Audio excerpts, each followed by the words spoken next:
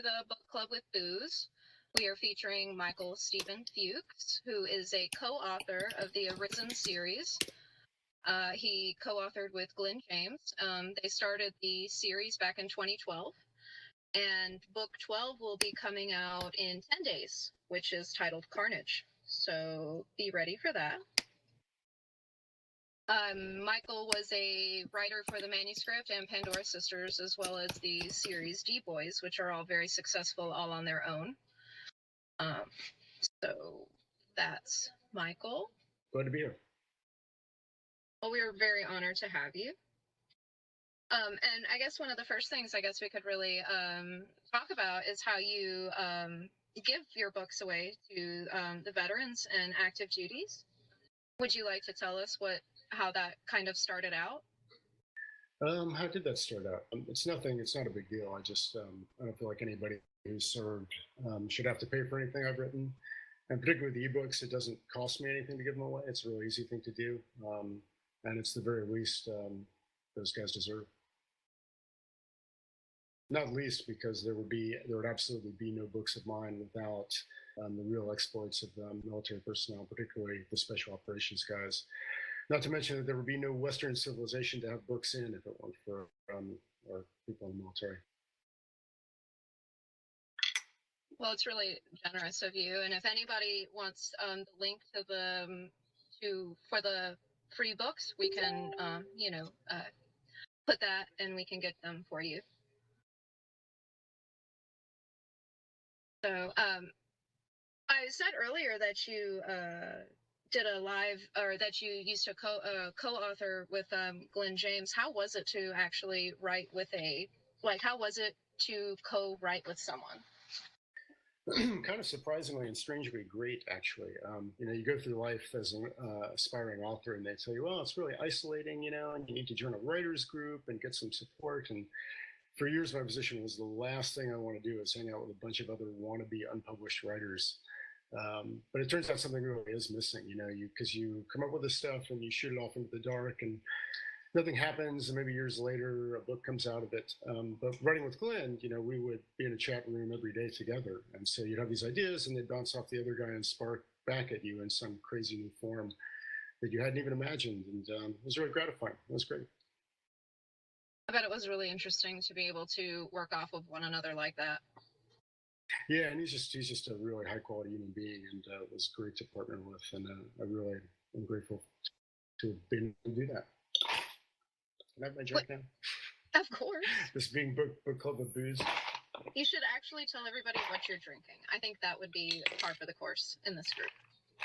Sure, I have in my possession 3 pints of excellent dry 6% cider from Herefordshire.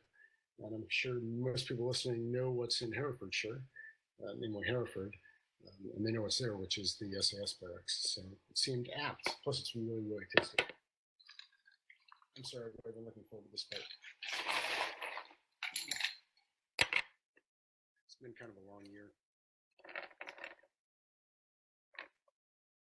Well, what's everyone else drinking? Joseph, I know what you're drinking. Yeah, I'm drinking Lead Slingers and Dr. Pepper, actually. Dr. Pepper. Cheers, guys. Cheers. Anybody else drinking anything? I'm drinking a Chick-fil-A Arnold Palmer. Chick-fil-A has the best lemonade ever. I'm drinking water because 3:45 a.m. comes really early.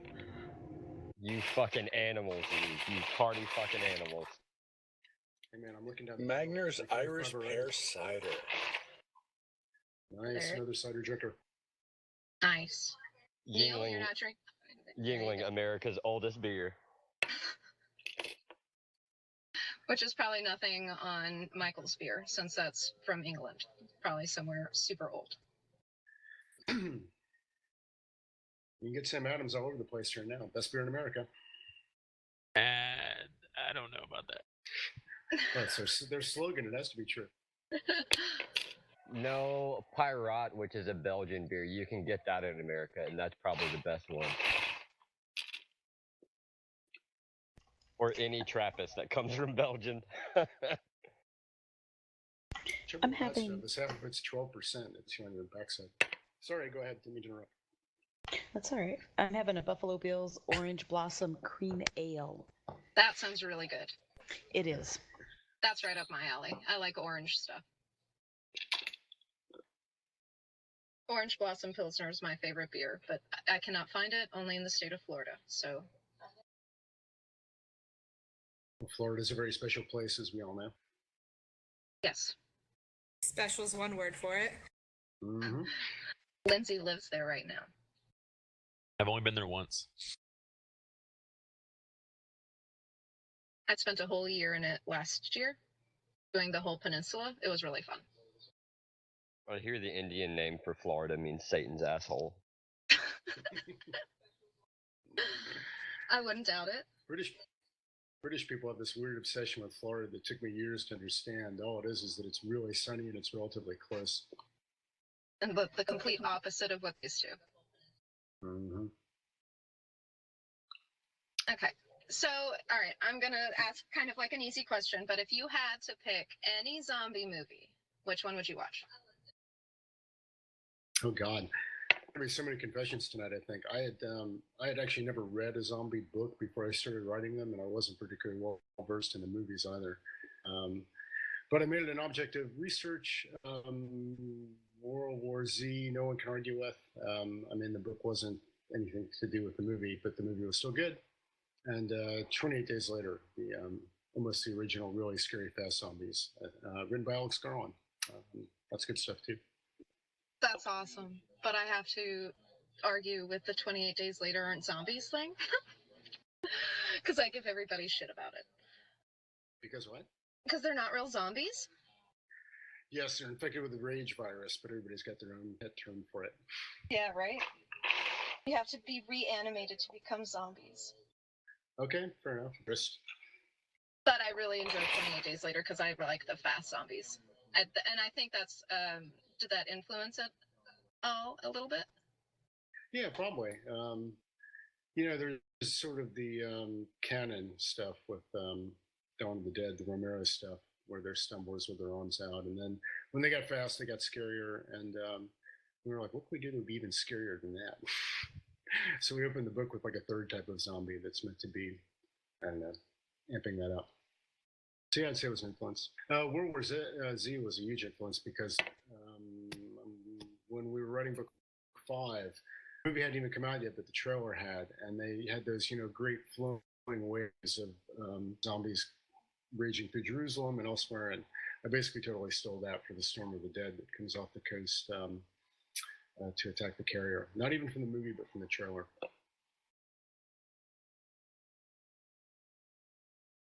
I really enjoyed that movie. I read the books too. The books were really, really good. Both of his, Max Brooks, and he even did a graphic novel that was quite enjoyable. That was like the history. Have you heard of it? Yeah, I have. I haven't read it. Yeah, he's a smart guy. The book is a wonderful sociological studies. Basically, for him to illustrate so graphically what happens when society breaks down, you have to understand a lot about how society works in the first place, and I think he really does. Yeah, it was great. Like, I don't think the movie did it justice because it was such a complex story for World War Z to cover so many different regions and so many different things. For the movie to just tell one person's story, it was kind of a buzzkill. Yeah, I think it was like $1 million film rights deal, and they basically paid $1 million for those 3 letters and threw everything else away and wrote an original screenplay. Yes, that is so true. If you haven't seen the honest trailer for World War Z trailer, that's really, really good. It has a list of everything wonderful from the book that's missing in the movie. I will need to watch that. That sounds really good. What I really did like was the David Morse's part, where he was the North Korean spy, and they pulled out all of his teeth. I thought that was kind of a cool touch. He's a great character actor. He is. My dad looks just like him. Side note, nobody cares, right. But people actually asked him for his autograph. He looks so much like him. That's pretty funny. Yeah, it's great. So speaking of movies and whatnot, somebody asked if you could choose for the Arisen series to be either film or a TV show, which would you choose? Neither of the above. I always sort of, my wild imaginings, thought about like a 14-part HBO miniseries by the same guys who did Generation Kill. I thought miniseries would be a good format for it. I think that's brilliant. Nice. We've had a tiny bit of interest from Hollywood, which has been really flattering. But the thinking was either a miniseries or maybe write it as a 3-part film. But it is a lot of story. Well, I mean, the 3-part film could be just the prologues. We could do a Hobbit on it and get films out of one book. Yes, there you go. Peter Jackson it. You said to me... Sorry, go ahead.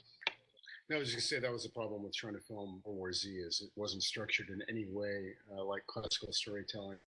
So they really did have to start over, pick and choose a few bits. Yeah, a miniseries would be amazing. And actually, somebody from your page asked a question. Hey, Junior. Never fear, I'm here. For a little bit till my phone dies. Junior, do you want to introduce yourself really quick? I am Junior Burns, otherwise known as the Bat Admin. I've read 8 of your books. I love them. And you're a tanker. Yeah, and a tanker. That's the most important part. Yeah, it is to me. So, there was actually somebody who asked a question on your page that I wanted to bring up since we're on the topic of TV shows and movies. His name was Duncan Williams, and he asked, any thoughts on which characters you would want to play the characters you've created in whatever series you could have? Yeah, this is a game people like to play, and in fact, some readers have gotten really enthusiastic about it to the point where they do these elaborate graphics with pictures of the actors and the names of the characters superimposed over them. I need to see these. I'll send you a link. I got it somewhere. Yes. The one that stuck in my head was Dwayne Johnson as Predator. I thought that was pretty good. Dwayne Johnson as Predator? Yeah. That is He's big enough. And you hear Jason Statham for Wesley sometimes, which I think they're kind of cool. I'm kind of agnostic on these topics. I won't have any input on those decisions anyway. Why get your hopes up? Oh, sorry. No, go ahead. If you had to choose a role for Matt Best as one of your characters, what character would you have him play? That's a good question. I think the short answer is any character he wants to play. He's absolutely welcome. He'd be great. I don't know. Maybe it's a fascinating question. Who would he be good as? If he really toned it down, I was thinking that if he really toned his shtick down, he could be Homer. Oh wow, that's pretty good. That is good. Yeah. Or if he did the beard out a little and thickened up a little, he could be Juice maybe. I was just gonna say I would like him to be as Juice. That would be my personal preference, but that's because I love Juice. Yeah, but Julia, then that would be Matt Best and The Rock, and Rocco would be so pissed. Rocco would be pissed. That's very true. That is very true. Hey, Jenna, I didn't see you get on. It is known. Hi. Jenna, did you want to introduce yourself? Sure. Hi, I'm Jenna, and I'm one of the admins for Drinking Bro Nerds. And the one from the picture yesterday. With the pretty girl by the lake. Oh, fantastic. Glad to meet you. Nice And to the meet you. Photoshop zombies. Yes, with Randy Couture Yeah. coming after her. Those were priceless.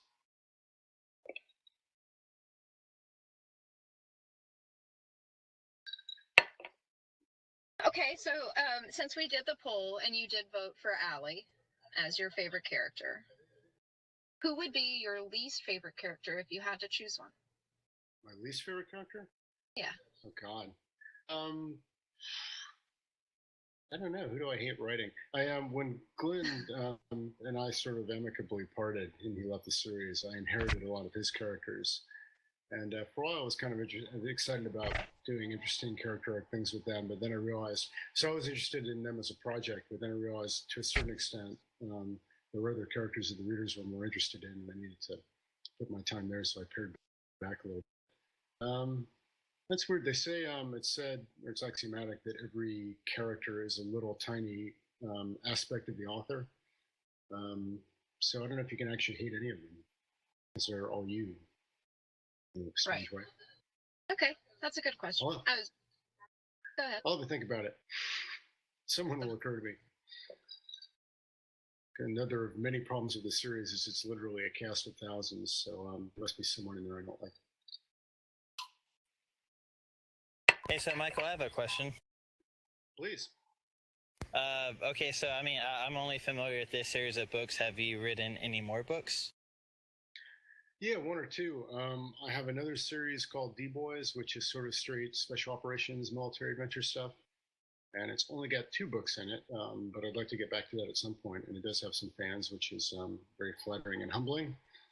And I wrote 2 books before that were published by an actual proper traditional old school publisher that are sort of philosophical cyber thrillers, if that makes any sense. And every once in a while, the originators go back and find those, and they don't seem to like them all that much, which is understandable. And then I've got a volume of short stories, which no one anywhere has read, or certainly likes, but I like it. Awesome. I mean, just another suggestion. There's always room for tankers in your books. Yeah, totally. Well, people have asked, as I said, there are going to be just a couple more main series books, and after that, the sky's the limit. I can play with all kinds of scenarios anywhere on the earth, all kinds of military units. Tankers would be good. No, you're good. Stick with the infantry and special operations. No one likes tankers. Everybody hates tankers until they need to hide behind a tank, Neil. We don't hate tankers anymore. We've got javelin missiles. Throw some field artillery there, and while you're at it. And you can get out of there a lot quicker with a Black Hawk than you can on foot. Just saying. Or some and without transport, you all sit around and do nothing but be infantry and walk. Thank you. There's nothing wrong with humping. Yeah. We all started with field marches anyway. I can agree with that, Neil. Although I'm. So, since you have such a strong understanding of like the weaponry and military, do you have any background in it, or what really pushes you to write in this genre? Yeah. It's very flattering that people ask that. I do not have the honor of having had military service. I was a self-involved little punk when I was in the military age. Obviously, I have friends who have served and are serving. I know 1 or 2 I've worked in the special operations community. And it's just hard not to be struck by the fact that we have real life superheroes walking around, which are special operators.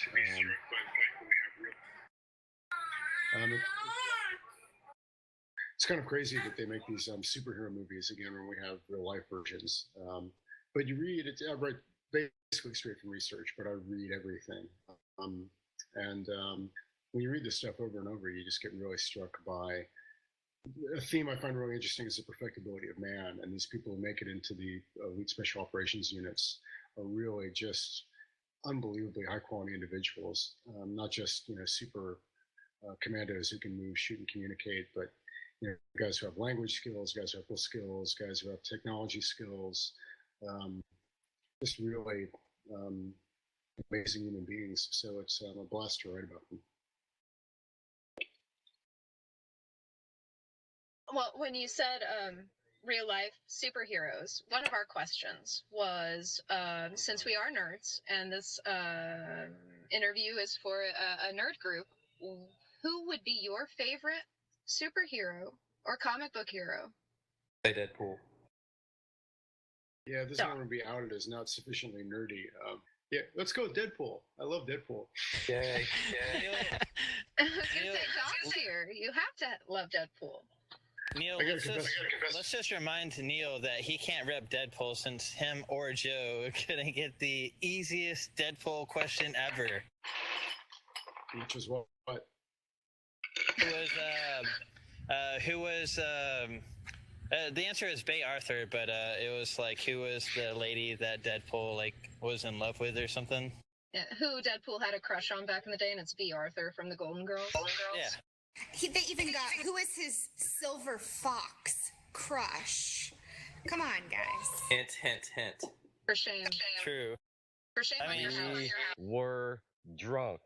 I'm pretty sure Doc could have got When it. are you not? Okay, Good got a question. question for you, Mr. Fuchs. Shoot. What is the status on Book 11 audio-wise? One of the members was asking that. Yeah, the audiobook fans, man, they scare me. They're really rabid. Because they gotta wait longer than the rest of us readers. I'm just saying. They do. They have to wait longer. The other thing is I can't believe how much they pay. You know, I put up these ebooks and I charge like $2.99 or $3.99 for them. But we actually sold the audiobook rights to a publisher, the same guys who did The Martian originally. And they were kind of up and coming, and they were really keen. And we turned them down twice because we were like, we're not, you know, we really don't want to sell out. But finally, we were like, we're not doing anything with them, and they offered this advance. So what the hell? We figured that was all the money we'd ever see. But the book, they've done really great, the audiobooks, but they charge $29.95 for these things. So you know, like if I drag out the series a little bit, the ebook readers are like, okay, another $2.99. The audiobook readers are showing out serious money, and yeah, they have to wait. There are these long delays. The production, mainly the best thing about the audiobooks is the performer R.C. Bray, who's this god among audiobook narrators. And I'm absolutely convinced he brings a lot more readers to the series than the writers do, which is great for us. But he's really in demand, so scheduling him is the rub. So we fielded all this email from guys who are just frantic to find out when the next. Not answering your question. There's no word on Book 11 yet. The delays have gotten shorter. Podium Publishing have gotten on the stick, and they've recognized that they need to keep these moving fast. And so 10 just came out yesterday, I think, or the day before. And I am optimistic that 11 and 12 will hit the ground with shorter delays than in the past. And I work very hard to keep everyone posted, on Facebook and Twitter and email and stuff. So if you're on the Facebook group or the email list, you will absolutely hear it first as soon as there's any news about new audiobooks. Awesome. And rumor is you are a University of Georgia grad. Rumor, as so often, is incorrect. I attended the University of Georgia for 1 year, my freshman year, which was a great experience, and I'm glad to have done transferred. I said you were a dog. I didn't know if you graduated or not. That's awesome. I'm a gigantic Georgia fan. Just throwing that out there. Cool. I have a sister who is a grad of UGA. My sister went to grad school there. Yeah, actually, I have another sister who went to grad school. Now that you remind me, one undergrad and one grad. I have a lot of sisters. You do have a lot of sisters. Is that why you have kick-ass female characters in your books? It's an interesting connection that I had not considered, but yeah, I've often said that my sisters are the best thing about me. They're pretty fantastic. So maybe that does connect. On that note, on the Facebook feed, people who would play Allie in the movie. Yeah, I have no idea. Someone suggested the actress who plays Michonne in The Walking Dead. Shouldn't be bad. I don't know if I should say this. She sort of was very loosely originally based on the activist and politician and feminist Somali woman Ayan Hirsi Ali, who doesn't happen to be an actor, but that's who I sort of visualize. I'm sure it's some really great books. If you get a chance to check them out. She wrote the script to the film that got Theo Van Gogh knifed to death in Amsterdam for his anti-Islam views. So she's kind of a political hot button, but very brave. I see Allie as like a Grace Jones type from Conan. All right. That's Hotter, who I see. would hope. Yeah, well, I think Grace Jones is hot, so I don't know. Okay. I saw her more as Jennifer Lawrence, but that's because I'm a big J-Law fan. And she's been in a lot of action movies here recently. I don't know why. She doesn't come off as tough enough to me. No, she couldn't ever come off as tough enough. Yeah, I was seeing in the Facebook comments earlier how unexpectedly she just turned out to be the superhero of the series, a notch or two even above all the other Tier 1 guys. Totally unflappable and perfectly badass. By the way, that may be my only knock on the audiobook, which is narrator flawlessly captures all the voices, but does not do a great female voice. Yeah, I think it's a tough challenge. I this wouldn't other guy- expect him to. Yes. I manage it somehow. This other guy who does my does audiobooks for D Boys, and he's super talented, but he struggles a little bit. In fact, I have another book. One of my early books is written the first person from the point of view of a female protagonist, and he was talking about doing an audiobook version of that, but he basically have to be mocking up a female voice the entire book. So he passed sensibly. Get Jesse Wiseman to do it. She's great at voice work. She's one of the actresses in Range 15. All right, got it. I finally saw that a couple days ago, by the way. It was fantastic. Oh, did you? I was going to ask if Hilarious. you've seen it. Yeah, it was good stuff. Some of it was a little boundary pushing, if I may put it that way. But leave it to them to be fearless. I don't know. My favorite scene was like the bar scene. Oh, the dick stealing scene by far. I haven't seen it yet. Ooh, Michelle Rodriguez would be good. You're slacking. There you go. Now you're talking. That's I can see Oh that. yeah, That's Lindsay. yeah. Michelle Rodriguez, that'd be fantastic. Yeah. Or Ronda Rousey. Can't act No. worth a shit. We need somebody who can act. Okay, yeah. See her in Furious 6, like, it was painful. Yes, it was painful, but she does have the fighting background. So She's a fighter. Let her fight. We don't need her acting. That's why she lost. Because she was too busy pissing around, not fighting. touche. But yes, I agree with Michelle Rodriguez. Now you guys are getting me excited. I try not to think too much about this because the full version is one of those things that will happen when it happens. But now suddenly it seemed like kind of a neat prospect. Fun to speculate. Well, we do know some guys that can make some great B-movie role of this. It's an interesting point. I was a huge Matt Best fan before actually when I found out he was involved with Drinking Bros, and Julia passed, I think, one of his messages on to me, and the fact that he knew that I existed was a deep thrill.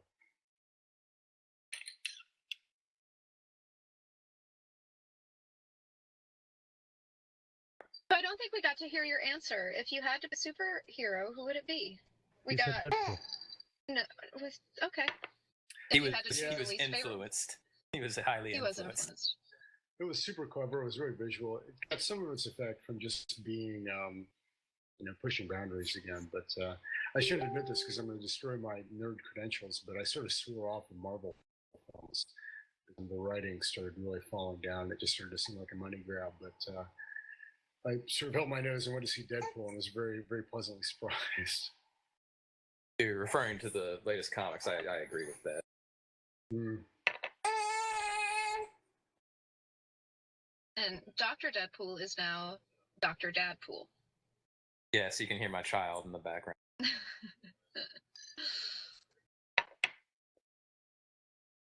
Oh, who's this, Rhodes? Yes, yes, sir. Yes. You did the video? That is correct. That was so fantastic. I was really completely Thank you very knocked much. out by that. And then, Thank you. Then when Julia told me your background as well, I was additionally knocked out. People who do combat medicine are just absolutely the real deal in my view, and I have more respect than I can say for people who do that kind of work. I'm flattered. Thank you. Just doesn't believe I'm a real doctor. I saw the photo. I saw the meme. Oh yeah, bitch, I operate. Exactly. Fucking quitter. Left the enlisted life to become a fucking officer and doctor and going to school and stuff. Seemed like a good idea at the time. My grandfather was a corpsman in the Pacific, and he somehow survived 6 frontline beach landings, which is an awful lot of bullets and shrapnel that if they'd gone a few inches another way, you'd be reading somebody else's book right now.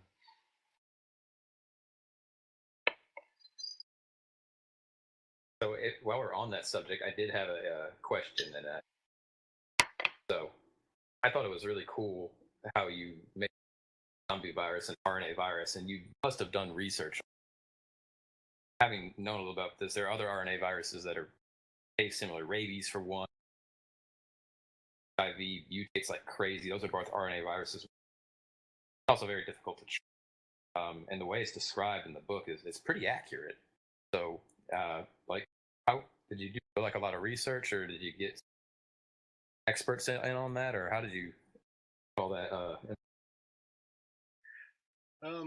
Thanks for the great validation. One of the best parts of this job is hearing from military people who validate that the military stuff is accurate. This is one of the first times I've gotten that kind of feedback on the medical stuff. So thanks for that. Yeah, no, just doing online research. You know, it's doing research is a hell of a lot easier than writing. So sometimes you go down that rabbit hole pretty far, and but it's basically stuff online. I can't think that I had anyone in particular that I talked to about that. He's trying to make it, you know, plausible. And the thing about rabies, by the way, is a good observation. Bear that in mind because that's going to come back actually. Hey guys, I think we have a few questions in chat. People are trying to ask. If you could read them off.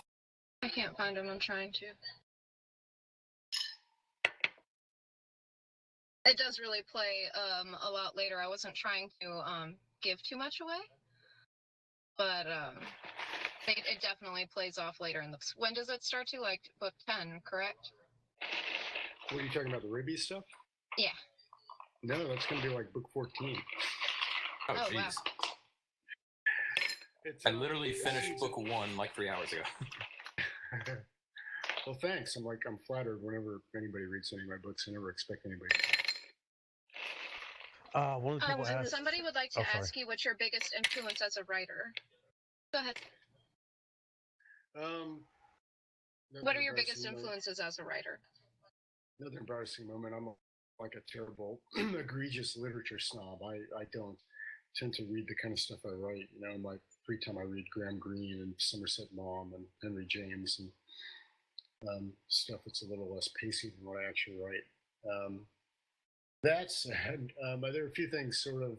My biggest influence by far actually is the military memoirs of special operations community guys. Some of these people are just incredibly literate and sensitive and articulate observers of the really extreme situations that they've been in their careers. And so I read that stuff over and over again, and that's what it gives me the detail to make the stuff I write believable, but it also passing through sort of the mindset and the attitude of those guys. That's what gets me up in the morning and inspires me. And in fact, in many ways, those guys saved definitely my writing career and arguably my life because, you know, they have this magic bullet for succeeding at life. It was usefully encapsulated. I don't know if you've read any of Brandon Webb's books. He wrote The Red Circle as his memoir. He's a Navy SEAL guy and a sniper instructor. And in just a couple of words, he summed it up very well. The context was he was doing one of his many tests at sniper school when he was going through as a student. And the instructors actually made one of the targets come up only halfway. And it was like the pressure was massively on. It was an incredibly critical thing for him. And the target only comes up halfway and he can, you know, hardly hit it. And so, but they did that on purpose. And so he wanted to complain about it. But the lesson was the following 6 words: tough, deal with it, adapt and overcome. And with those 7 words, actually, we kind of almost can't lose at life. And so the bracket I'm in, it's kind of a challenging one, and most people don't make it, and there are a lot of setbacks. But you know, seeing the incredible challenges that these guys overcame in training and operationally, and you know, never giving up once, it started to occur to me that maybe I just need a little, you know, resilience and mental resolve to get through it. And so, yeah, that's what inspires me, in a word, or a lot of words.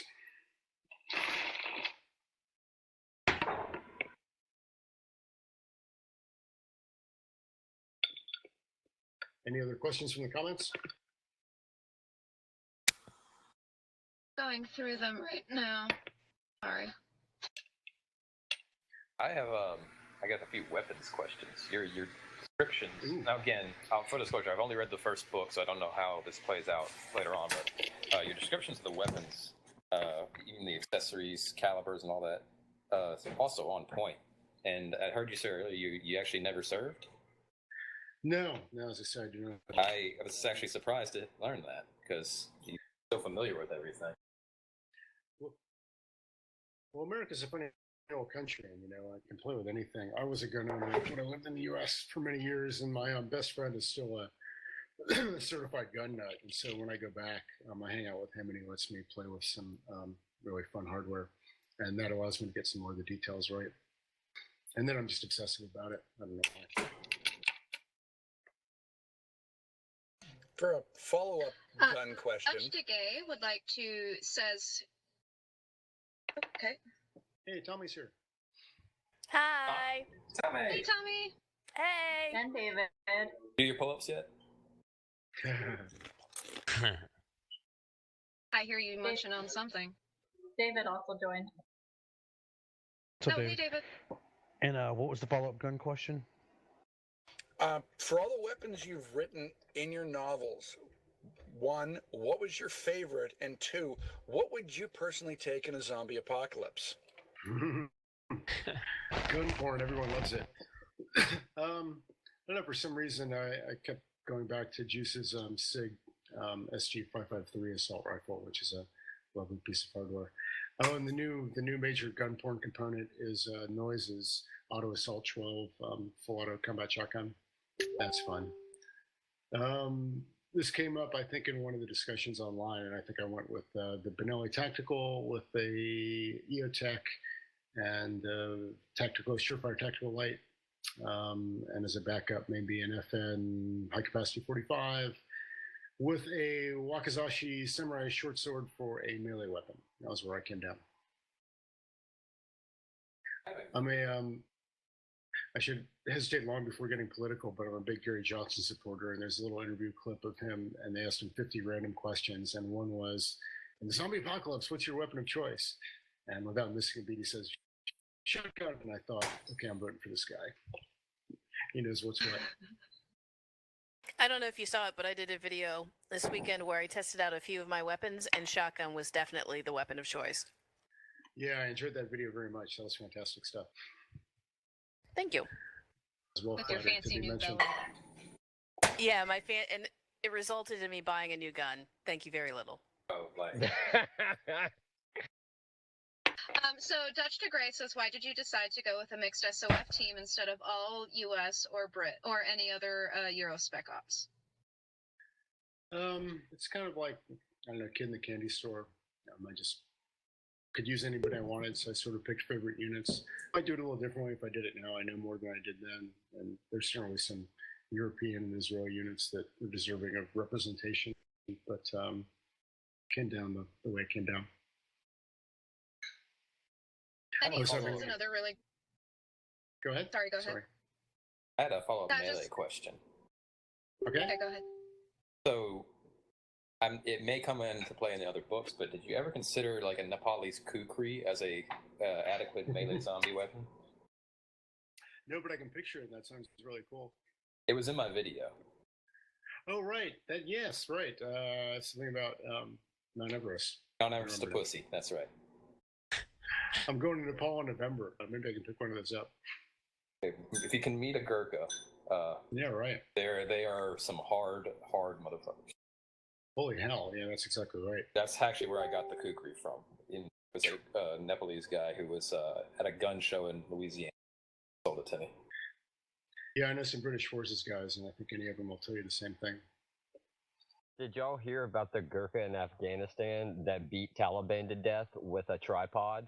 Yes. That was awesome. No, I did not hear that.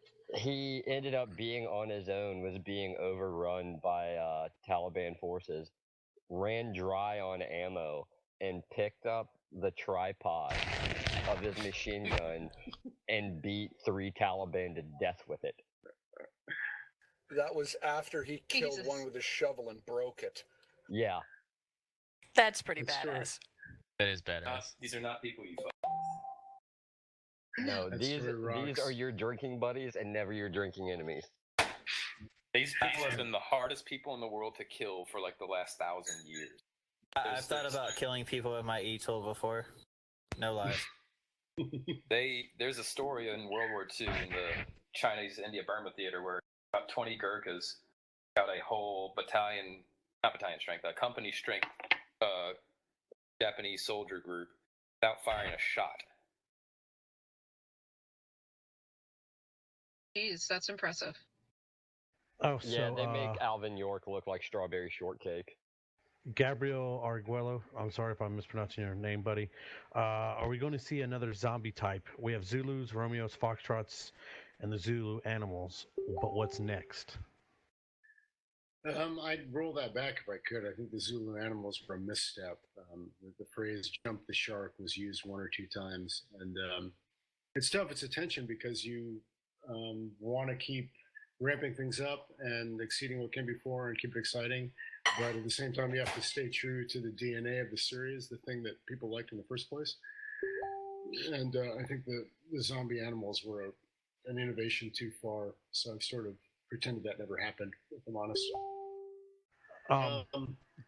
Sorry, go ahead. I suggest No, I was zombie gonna say- honey badgers.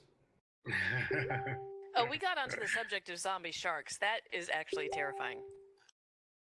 Oh, and it's something that actually, I mean, not to give away, but it's something that plays out eventually. Sounds like a sci-fi movie. I know. It's only terrifying to seals. Sharknado 8, zombie sharks. Right? Another It was on question. during Shark Week. Oh, go ahead, Ethan. Sorry. One person as a retired Force Recon Marine. Thank you for Gunny Fick. Brings me home. Yes, I do love Fick, by the way. Fucking love that guy. Fick is awesome. Fick is yes. awesome. Yeah, Vic is Love badass. Fick. Dutch has another question because Dutch is killing it with the questions right now, like really good questions for that matter. He does have really good, awesome. Will we see anything more about Homer's family? Yeah, totally. That's I get this question a lot. It's a total side book. Like, sometimes people write going, "Did I miss something? Like, what the hell happened? That whole chapter just wasn't there." And it's actually going to be an entire side book entitled, and I've been saving this up, "A Risen Odyssey," and it'll be about Homer and Sarah's adventure across North America to pick up his kids, and they end up in Dam Neck, where the surviving remnants of DevGru are still operating and doing something interesting that I haven't figured out yet. But yeah, definitely. I was seriously wondering about that. Yeah, right. I'm so excited Yeah, right now. you just made me so happy, for sure. Yeah, Can me it- too. Because Can it be raiding Costco's to get enough hair gel? Fucking funny, meal. one of my beta readers was like, "What is it with these? What is it with Navy SEALs in the spotlight?" And I'm like, "Now WARCOM is just out of control. I'm slightly embarrassed for those guys." That's why I personally have a favorite Tier 1 SMU, and it's not SEAL Team 6, but God bless them anyway. That was one of my favorite jokes in Range 15 was the seal joke at the very end. Marcus Luttrell. Yeah, I work for a large video game developer on the side, and what happened with the Call of Duty series and the DevGru guys was really kind of shocking. Yeah, I don't know how they got involved. I think Command kind of set the tone a little bit when they commissioned Active Valor and put active duty guys in it, which is a great film, by the way. But Well, that and when they had the Navy SEALs video game, I think that really started to, spitball it, and they opened up training more for TV. I mean, as far as the recruiting tools, that's great because we need to get funnel top young people into these programs. But yeah, only sort of Delta are the quiet professionals that all of them are supposed to be anymore. You never hear anything about those guys in the news, which is great. Dutch had another question. It was a while ago, and I just came across it. And he asked if we will see the D-Boys universe and Arisen universes ever cross.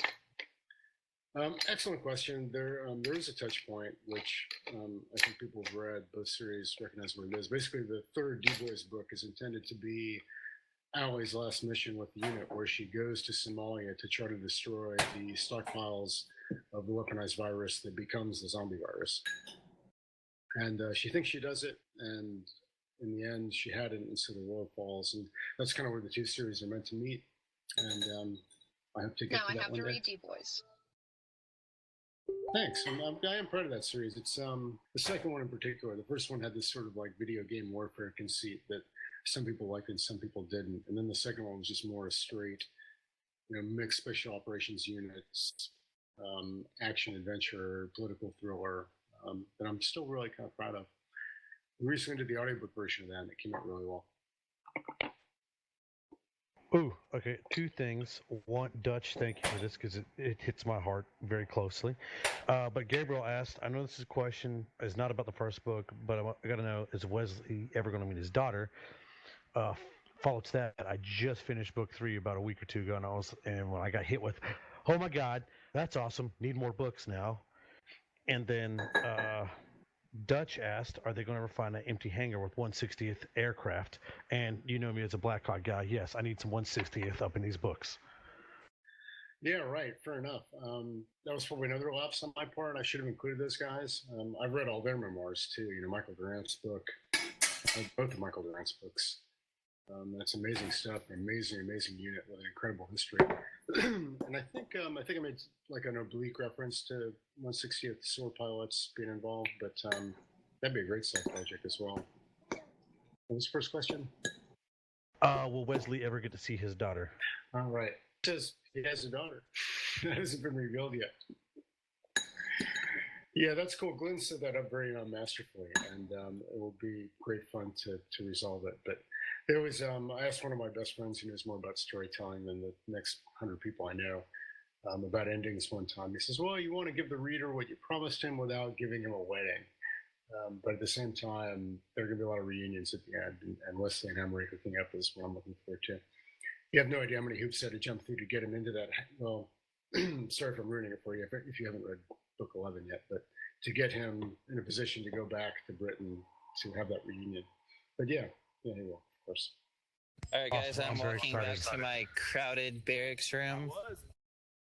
So I will see y'all later.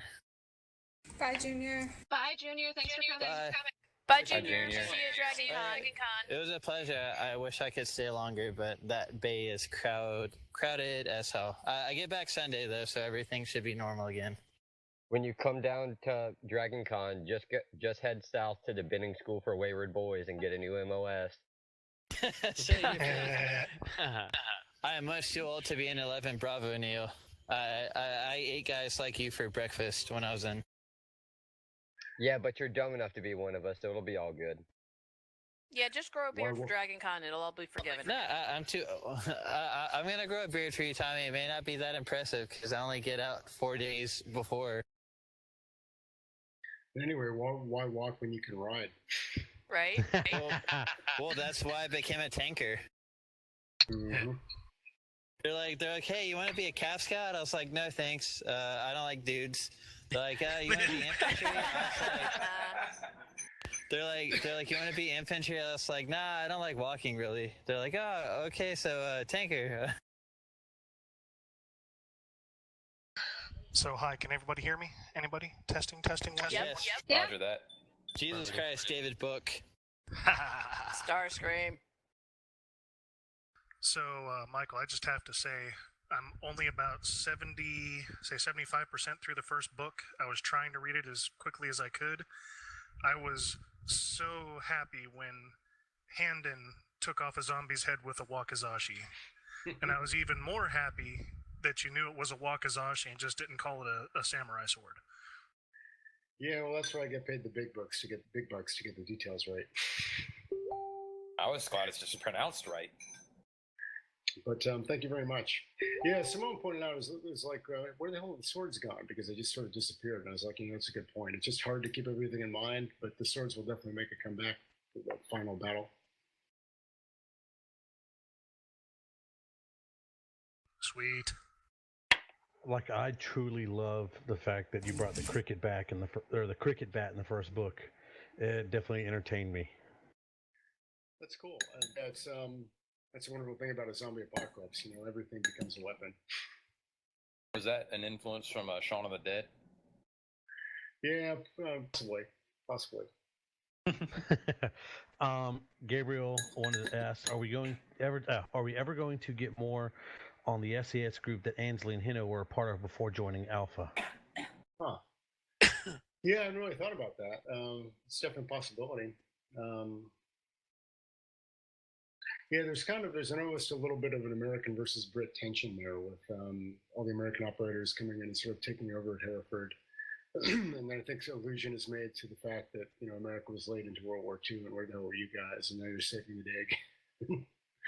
But I'm kind of a whore for drama. Anything I can do to increase dramatic tension and put people at odds with each other, I tend to grasp at. Well, I have to say you're responsible for a lot of driveway time for me. I was late coming into work because I was listening to it on audiobooks. And my boss was like, "How come you're late?" And I'm like, zombies." Always a reasonable answer. Right? Well, I'm sure we can get Michael to sign you a doctor's note. That would Hey, be awesome. what's up? Dr. Deadpool says that you had to stay away for zombies. Must carry a 45 on your hip at all times, just in case. Who doesn't? I carry a 40. 9mm is the shit now. Actually, it's a 380 now that I bought that little Bel Air. Hang on, who said they carry a 40? I carry a 40. Have you told your parents you're gay yet? My wife's sitting right next to me, so. Good cover. You've actually reminded me of a joke that I failed to include in books 11 or 12 that I meant to. Something about never rely on any firearm in a caliber that doesn't start with 4.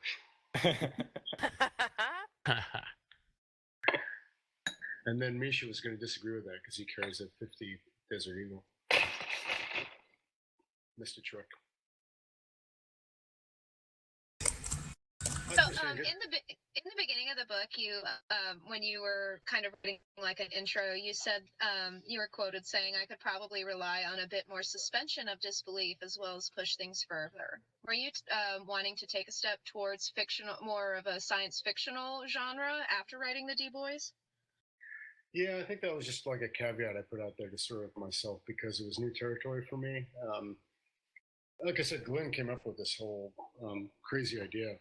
He wrote me at one point. It's kind of a funny backstory, actually. Glenn started out as like a reader of my books, my traditionally published books, and he just sent me some mail, and we corresponded as one does. And then it turned out he wrote, and then he was publishing on Amazon when it turned out you could do that. And then very quickly he was selling more books than I was, which I thought was great. I thought it was very cool. And anyway, he wrote me one day and said, "I've got this kind of crazy idea for a series that would involve, like my quiet, creepy moments and your high adrenaline action moments. If you want to sort of collaborate." And so I said, "No, thanks." And then I thought about it for about 5 seconds and I changed my mind. I said, "Yeah, that sounds great, actually." But as I say, I was, venturing into sort of fantasy territory. Was new ground for me. So I think that note at the front of book 1 was me just sort of issuing a caveat to sort of cover myself as I went into this new ground. And I think in the end I did stick to the military stuff as much as I did in any other books. It very much is so. It's just zombies. Yeah, all right.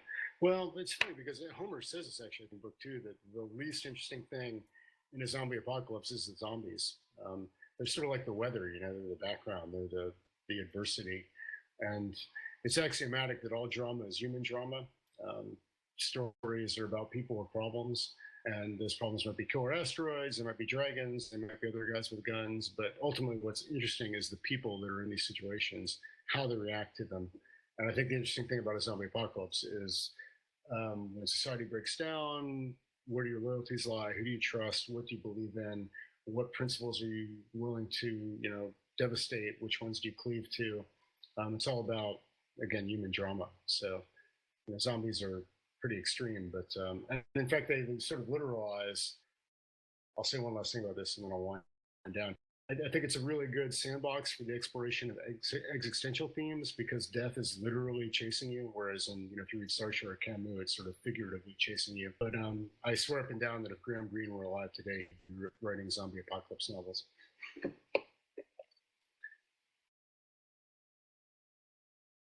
I bet that's true. Not that anyone cares, except for me. No, I actually thought it was really interesting that, there are a couple of throwaway lines like the thing that actually kills the people inside the installations is not the zombies that get in, but the people inside that sort of eat themselves alive. Well, that's, as I think we all know, the title of The Walking Dead isn't about the zombies, it's about the survivors. Exactly. Mind blown. It's how people survive. Well, and that was actually going to be one of my next questions. Was I was going to say it seems like a real common theme is like hope in your books. Like when things seem really dire and everything's like falling apart, they still kind of pull through. Is there any reason to that? Yeah, totally. I'm really glad you brought that up, specifically theme. The farther I go on in the storytelling business, the more I try to stay thematically on theme. And that's why books 11 and 12 have been really fun for me, because I was able to design these scenarios that basically end up being life or death combat between my idea and my counter idea. So you've got, the heroic Western operators for whom brotherhood and humanity and love are everything. And then you've got the evil anti-operators who say that humanity must be destroyed and crushed and compassion cannot be permitted. There's no room for it. You won't survive. And so you put them in the arena and you let them fight it out. And the winner, carries the banner for your theme, for your idea. And I never quite wanted to make this literal, except for here right now in the second. But the idea is that love is more powerful than death. That, to me, is an interesting theme.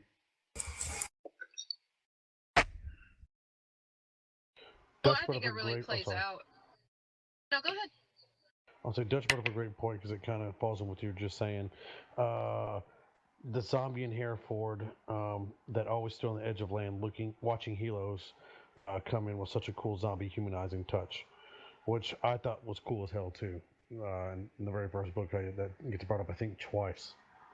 I was actually hoping that would get explained in the first book, but now I have to read all the rest of them to figure it out. Agreed.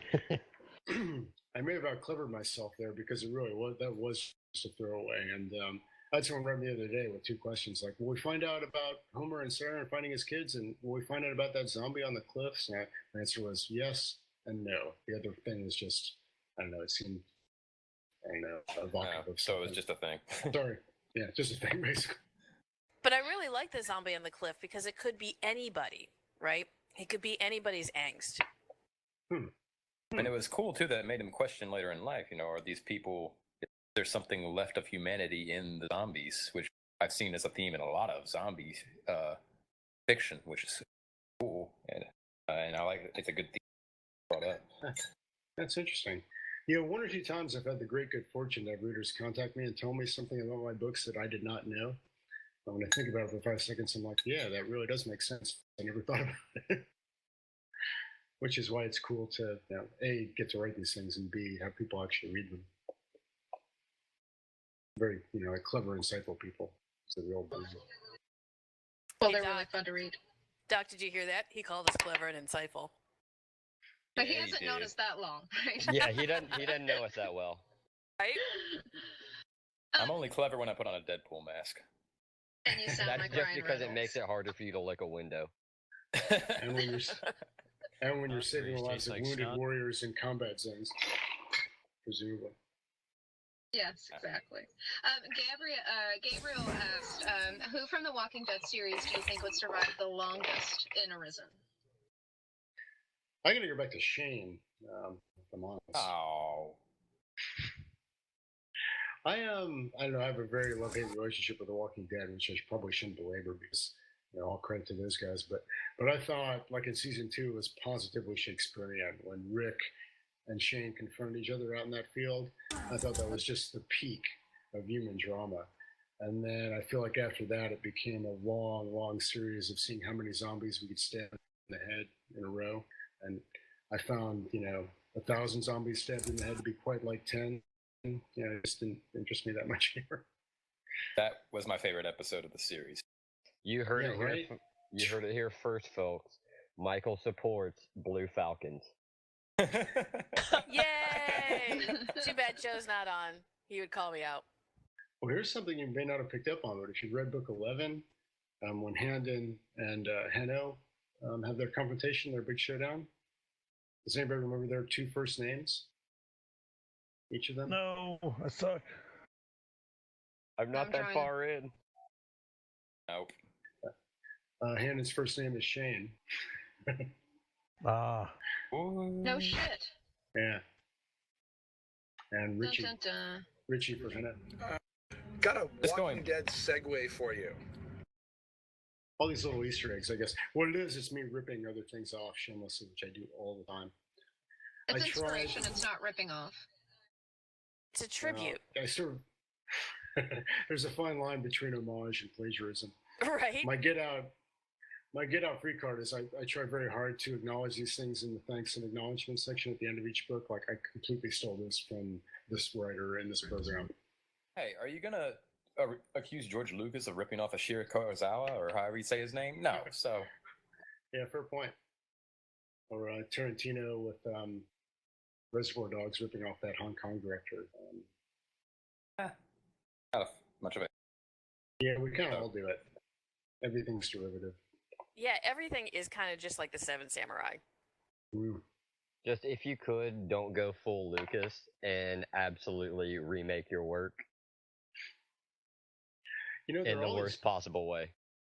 There are all these cautionary tales. You know, if you give a guy enough money and control and power, you know, and no one's willing to tell him that his ideas are ridiculous. I think about this stuff all the time. It's screwing up. I've been lucky enough to, you know, have this series that people like. How do I, you know, dodge these pitfalls? And you see, you know, much better artists than me fall into it left and right. It's tough. Did somebody have a Walking Dead question? Oh yeah, I was just gonna say I was hoping you were gonna say Daryl, but Who doesn't even exist in the books, right? hell if I know, never read them.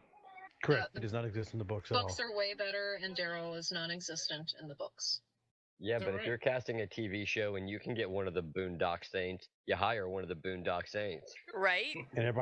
And for zombie apocalypse, everybody hates the redneck till the zombie apocalypse happens. Everybody wants a redneck on their team. Just throwing that out there. Men. I was hanging out with my best friend. We were shooting his Benelli Tactical and his AR variants and his Beretta CX4 Storm. And he just keeps buying guns. And I said to him, you know, if you're really worried about a disruption of civil society, you know, want to be a little bit smarter to lay in some food, some antibiotics, you know, some clean water supplies. And he said, well, let me tell you what my other gun nut friend told me about that. He said, if you've got food and water and I've got guns and ammunition, I've got guns and ammunition and food and water. Exactly. To which I said, do you really want to be one of the mutants of the zombie apocalypse, though, going around raiding all the good people? And he didn't seem to have a problem with that.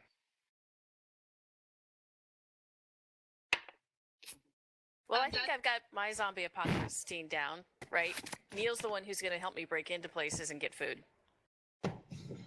Like those big containers in the tunnel. Yes, right? Shipping containers? Yep. Sorry if I'm distracted. A yellow jacket has flown into my space here, and I'm worried about being stung, which is how tough I am. Dutch has another good question in the live feed there, Julia. Yeah, I was just going to say, he says, what about Pred and the fact that he battles with death and his feelings that he can't be killed and how to get through it? Yeah, I don't know, to me that's more interesting what's going on with him emotionally. And contrast is always interesting. Like you've got this huge, gigantic, badass, unkillable dude who has all these doubts and fears and regrets and sadness. And to me, that's interesting. When the outer image contrasts with what's inside. He's a new character. He's kind of come to life. He's personally one of my favorite. I love Predator. On the ship scene, oh, it totally freaked me out, and I screamed. I was like, I literally gasped. Sorry, what scene? On the ship, like the battle on the. I'm not trying to give too much away, but I'm sure you know what I'm talking about.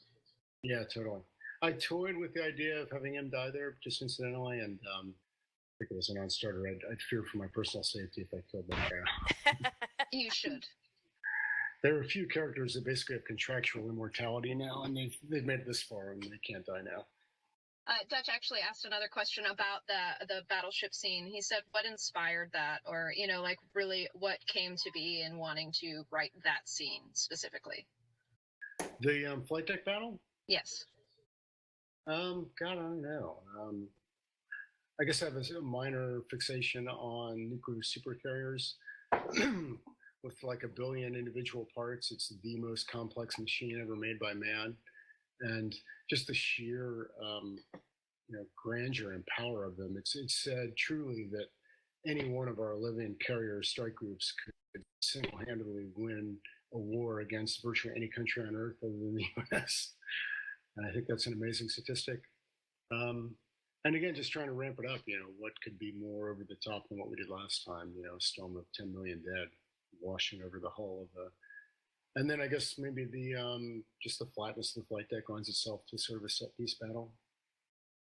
I don't know where I got that, if I'm honest. I don't know where I get any of this. Anybody see that meme of the American carrier and the British carrier side by side before? No. Oh, you mean the aircraft carrier and the tugboat? No, it was well, more or less. It was a Nimitz class carrier and a British carrier side by side. Obviously, the Nimitz dwarfing it, and some dude is like commenting, and it says compensating for something America, and the reply was, "Yeah, weak allies." Oh, bird. Yeah, that was Shots pretty good. fired. On that, Gabriel has an awesome question. So we know Pred and Juice have the best bromance ever. Are we gonna get more on how it started? Oh wow. Yeah, I hadn't thought about it. Why not? As I was quipping earlier, I just sort of think of them as an old married couple at this point. Maybe. And then I do take this stuff on board. I definitely love, the readers typically clue me into what I should, be useful focusing on, and that's a good one. Susan, it's not really a question, but I'm just going to read to you what she said. She says, one of the things I've enjoyed so much in this series is the unusual places and situations in which the heroes face the zombies. My favorite was the zombie in a life jacket that Allie met, the zombie whale shark and Hyrax. I look forward to stumbling across these surprises in the upcoming books. Well, I better make sure to have some surprises next. Yes, because whale sharks are fine with zombies. I'm just telling you, zombie sharks are terrifying. I don't know why they're more scary than regular zombies. They're just so brutal. Better or worse than a Sharknado? They can totally be why every SEAL team except DevGru doesn't exist anymore. They all get eaten by whale sharks. Michael, I have one of those long-time zombie horror philosophical questions for you. Please. So if a zombie bites a vampire, what happens? Oh God, yeah, you don't want to mix your genres. That's like bad juju. That's like werewolves and vampires in the same movie. God. Fucking Underworld. I was just saying Underworld. I see what you did there. Well, see, I brought this up and I said that I don't think a zombie would want to bite a vampire because they're not really like living. So I don't think a zombie would have the desire to want to bite said vampire. I don't think zombies think that much. But they would like want to be attracted to like living tissue and blood and shit, and vampires don't really have that, do they? They have blood. But it's not like circulating. Like a mosquito. I don't know. I guess, does a mosquito bite a vampire? I don't know. That's a good question. Just as long as the zombies don't sparkle, I'm good. That's what happened. So, like I said, Duncan there are a lot of Williams pitfalls. says, Emo City, never forget. Sorry? Oh, Dutch brought up a good point. Zombies don't bite each other. No, they don't. True. Duncan Williams said Ammo City, never forget. Yeah, that's kind of a thematic thing too. The fact that zombies don't have brothers; they don't even see each other, and that's maybe the point of contrast. Is and it's our relation to one another that makes us human. That was a good part of it. That was really deep. So it's funny. I was talking to my dad. He's also an author, and he asked me what the fascination with zombies is. Like, what's the metaphor for a zombie? Yeah, it's a great question. What's your answer? What did you tell him? I said I said the current fascination with zombies is sort of like the dehumanization of the other. And I know this is going way deep, but it's the thing that you can't control.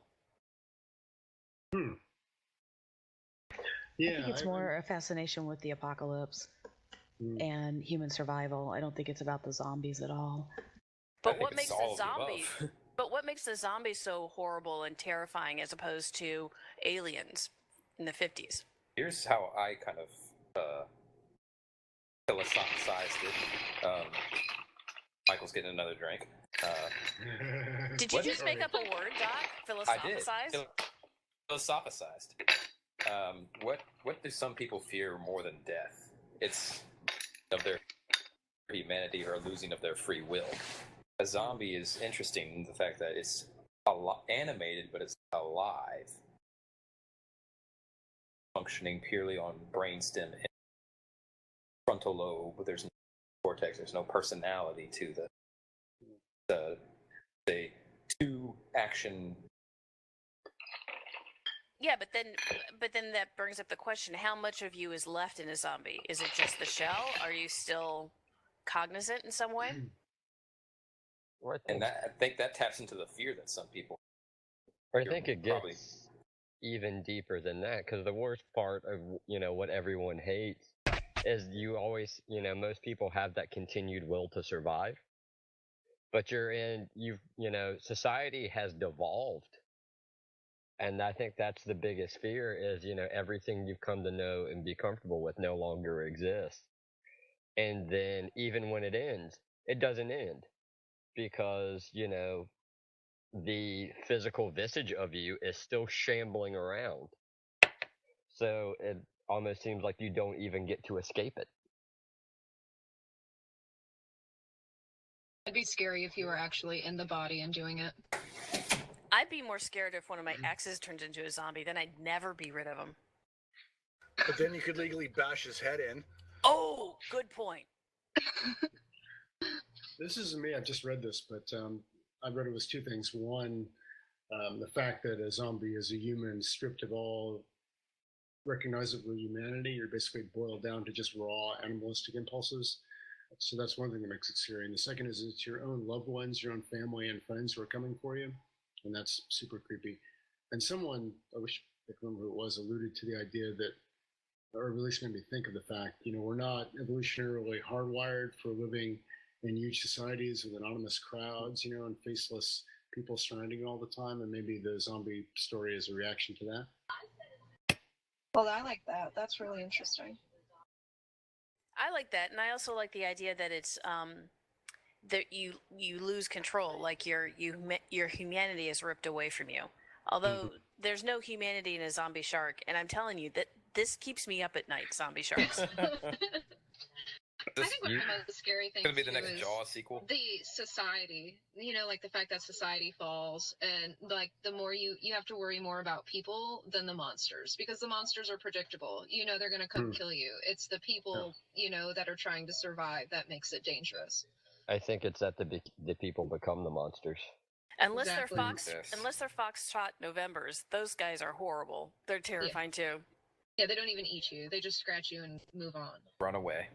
Well, you also don't have to feel guilty about killing the monster. That is true. Well, that goes back to the dehumanization. That goes back to the dehumanization of the other. That sounds like literary theory. I know, it's just mumbo jumbo I made up. No, it's good. I like literary theory. I put a lot of words together in a sentence and try to sound smart. There was a thing that Herschel said in The Walking Dead that I think applies to there. He said that these beings may still have a soul. So can you truly dehumanize something if it still has a soul? There was kind of a dead end. I think that's where Homer comes in. Yeah, and that's why I like that character. Kind of the Herschel for the book, I think. It is funny because I'm a raving atheist, but it's really fun to write like a devout Christian character. I don't know why. He had something. Is that where some of the Zealots storyline came through on the second part? I caught some flack for that, actually, like making the Christians out to be the bad guys. Also, in Arisen Nemesis, I don't want to ruin it for anybody who hasn't read it, but suffice it to say that there's a certain confluence of Christianity and being a traitor, which I didn't really intend, but it came across. That's interesting. I can't wait to get to that. That's a really interesting theme. Like, who do you serve? Well, Do you serve your I've only been through company? the first book, but the time. Oh, sorry. I was just going to say, who do you serve? Do you serve your country, or do you serve your humanity, or do you serve your god? Well, I got to choose. My favorite fiction writer of all time was David Foster Wallace. He said the human desire to give yourself away to something completely, to be subsumed in something greater than yourself, is almost infinite. I think that's an interesting observation. Oh, Hey, Gabriel Jenna. made a great point.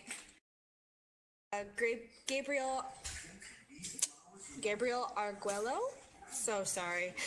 He says, but who is the monster? The zombie who is wanting to eat, or the man who is willing to sacrifice everyone and everything, including their own humanity, to get the mission completed?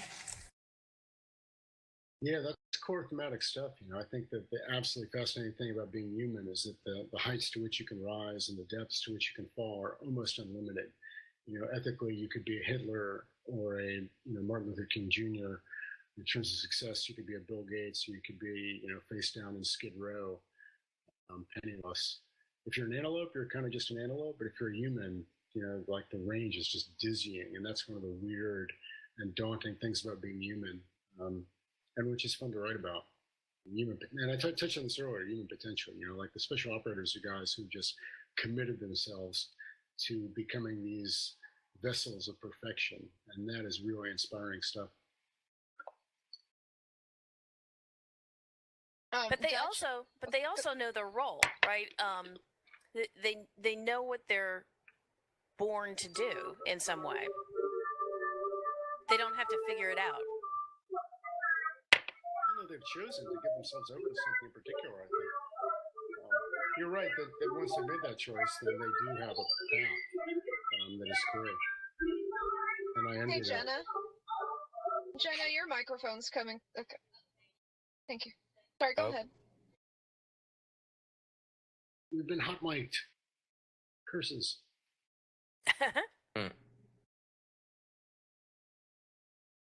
The character Henno, is he by any chance from that English TV show?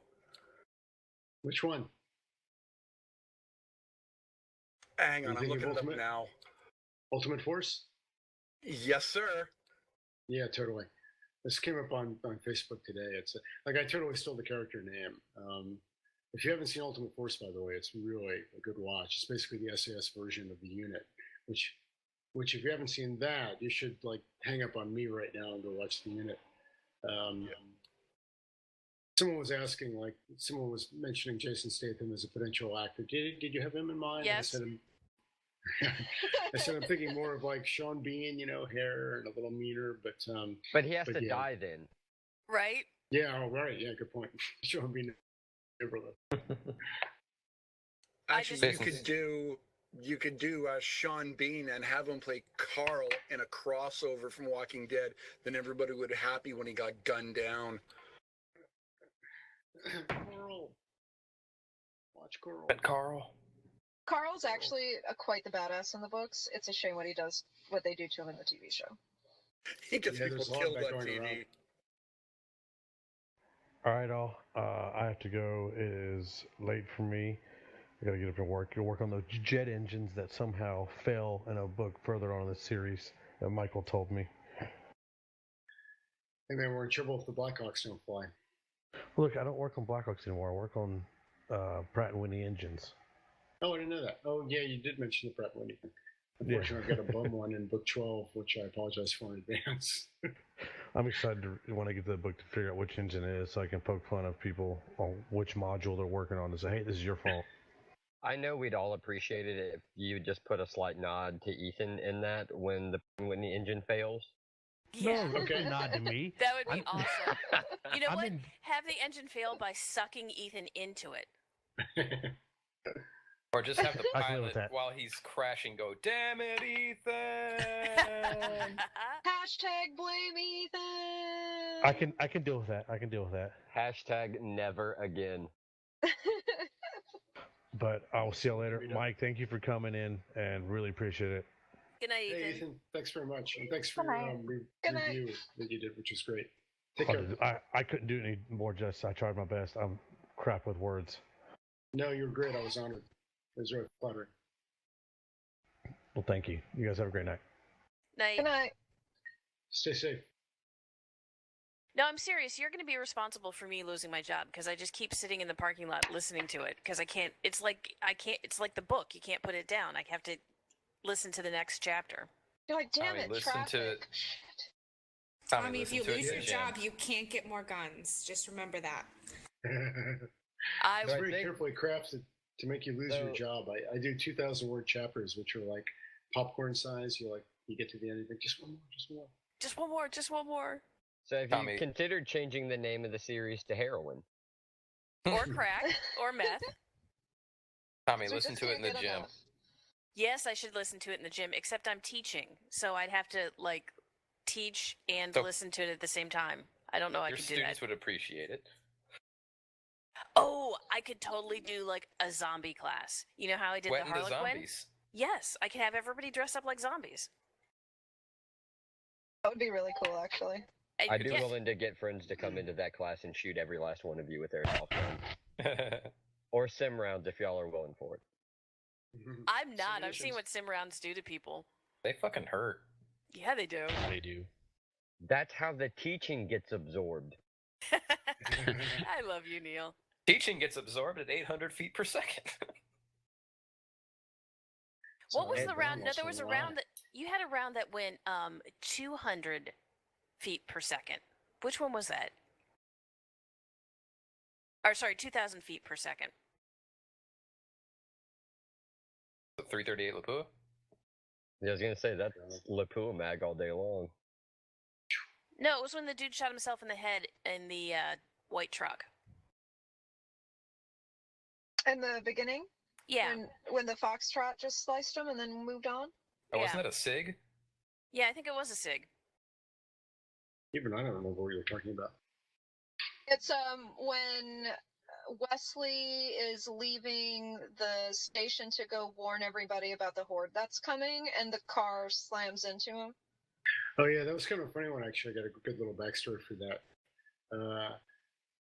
Glenn wrote that, and then he had basically the muzzle velocity of the 9mm completely in the wrong ballpark. And so I wrote him like this 2-paragraph message explaining, how hot those rounds actually fire and, the velocity they're going at when they leave the muzzle. And he said, "Oh, I just completely made that up because I knew you'd fix it." He knew how obsessive I was about it. He's like, I was just filling in fillers so I could just have you edit it later. Yeah, it was basically a holding thing. That's kind of how you gotta do work sometimes. That's how Neil admins. He just kind of throws it out there, and he's like, you guys will fix it. Gotta let everybody do his job. He's good at, and I'm good at shit like muzzle velocity. What Neil is trying to do is delegate. Nah, it's more a philosophy of fuck it, let's do it live.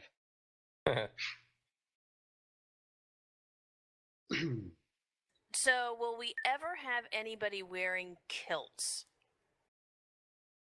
in the zombie apocalypse? Let me think. No, the answer is no. Okay. What it if is they premium combat attire?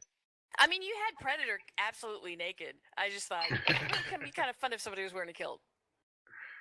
I was doing a walk in the Scottish Highlands one time, and we were in this pub that was supposed to be the oldest pub in the British Isles from like 1600 something.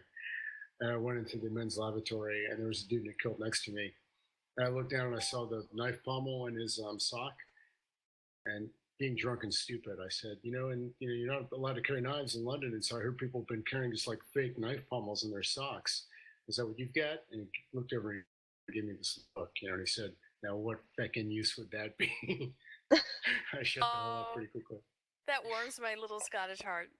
Yeah, well, those guys are take being Scottish pretty seriously. It's not a joke, and now we've got kilts that have pockets, so they're infinitely better. 511 makes a kilt. A tactic kilt. Is that right? Oh, Yogi wears those. You'll see I'm pictures not of him kidding. at Dragon Con wearing those. Man, I got a 511 messenger bag, and it's just about the best piece of kit I've ever bought in my life. I've got the Rush 12 as my Hazard 4 makes him incredible. I've got two Just pairs saying. of their pants, and I actually wear them on the sidelines on game days because that's a lot of stuff that I can keep in the pocket, not to carry around a huge freaking medicine bag. I totally want to like abandon the author interview and start quizzing you about your background. Like, what is your rank actually? Do you do surgery? Can you put me in the picture? Talking to me? Yeah, totally. I'm a captain currently. Boo! Captain delegates will. Rhodes. Captain Deadpool. Captain Dun, dun. Deadpool. Nah, just Deadpool. Just Deadpool. It's a great rank. It's like one of my all-time heroes, Captain Sir Richard Francis Burton, the great Victorian explorer. Get to be called captain all your life. I actually don't even know if I want to get promoted because captain just sounds so cool. Plus, one of my favorite characters is in America, and once I'm outrank him, what else is there left? Well, once you become Major Rhodes, you've got to be like the ruck marching officer. I'm already that guy. Like, I'm the crazy fucking. Nobody thinks that I'm an officer until they see my rank. For one, I look like a fucking baby with a shaved face. Like, I look like a 19-year-old. And so everybody's like, oh, that guy's a specialist or something. It's like, oh, shit, he's a captain. Oh, I gotta fucking salute that guy. And I also do just crazy-ass shit. Like, all these high-speed people are around. It's like, hey, we're gonna go do this crazy-ass fitness thing. It's like, oh, I want to do this crazy-ass fitness thing. It's like, Doc, why do you want to do that crazy-ass fitness thing? It's like, it sounds fun. It's like, no, it doesn't. It sounds awful. Yeah, like those damn pull-ups that you make me do every night. Oh shit! And on when I was at JRTC in July, I was doing pull-ups off of a motherfucking tree branch in the middle of Peason Ridge, and I had a whole platoon just staring at me, going, "What the fuck is he doing?" Like, I like pull-ups, okay? Where are you located? Right now, I'm in Fayetteville, Arkansas. Right. The other Fayetteville. Yeah, the fake Fayetteville. Not brag. The one that has the Razorbacks, not the one that has the army. I would say it's the superior Fayetteville. Bullshit. There's only first best Vietnam. Second best Fayetteville is in Arkansas. I'll just say the STDs aren't airborne here. Oh. All right, on that note, Gabriel had another good question from Wow. Yeah, that de-escalated quickly. I've never been to Fayetteville, North Carolina, full disclosure. Gabriel says, are we ever going to find out more of the original commander of the Carrier Strike Group? Oh, the captain? Yeah, probably not, because the captain was Glenn's character, and he did really cool stuff with it, and that was a major, addition to book 5 when he rocked up and saved the day. It was cool. Although I've kind of reprised it because Commander Abrams took over his role, and then he got slightly wounded and was on medical leave, and he comes back in book 12 at the end of book 11. Yes. Yeah, one of the things that Glenn taught me, among many, is that sometimes it's nice to have totally unsolved mysteries. Just this thing, like, what the hell is that? We're just going to have to imagine. And, like, I try to do that with book 2, I guess, when Homer's in Chicago and then he hears jazz music playing in this jazz bar. And it's got electricity and it's got the sound system. And, like, who the hell left this here?